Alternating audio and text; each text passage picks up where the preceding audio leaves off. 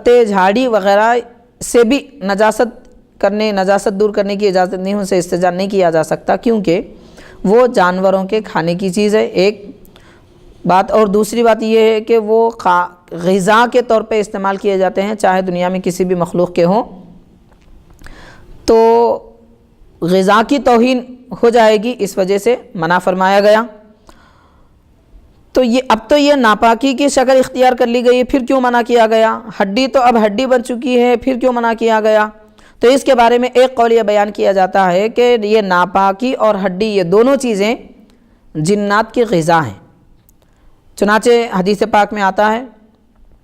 جنات حضور پاک صلی اللہ علیہ وسلم کی خدمت میں حاضر ہوئے، عرض کیا کہ یا رسول اللہ صلی اللہ علیہ وسلم، آپ اپنی امت کو، انسانوں کو اس بات سے منع فرمائیے کہ وہ ہڈی استعمال کریں، نجاست ہڈی سے کریں یا ناپاکی سے کریں، کیونکہ اللہ نے ان کو ہماری غذا بنائی ہے، تو یہ ان کی غذا ہے۔ پھر یہ ناپاکی ان کی غذا کیسے ہو سکتی ہے، ہڈی ان کی غذا کیسے ہو سکتی ہے؟ اس کے بارے میں شارحین یہ فرماتے ہیں کہ ناپاکی کو ان کی اصلیت کی طرف لوٹا دیا جاتا ہے، اسی لیے اس کو رجیع کہا گیا، یعنی جس کو مرجوع کے معنی میں ہے، جس کو لوٹا دیا جائے اصلیت کی طرف، یعنی وہ گھاس پھوس وغیرہ، پتے بیل بوٹے وغیرہ بن جاتے ہیں، اور عظم ہڈی اس کی اصلیت کی طرف لوٹائی جاتی ہے، ہڈی گوشت سے بنتی ہے۔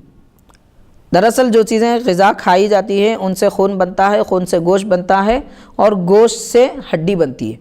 تو ہڈی کو اس کی اصلیت کی طرف یعنی گوشت کی طرف لوٹایا جاتا ہے، وہ گوشت کھاتے ہیں جنات۔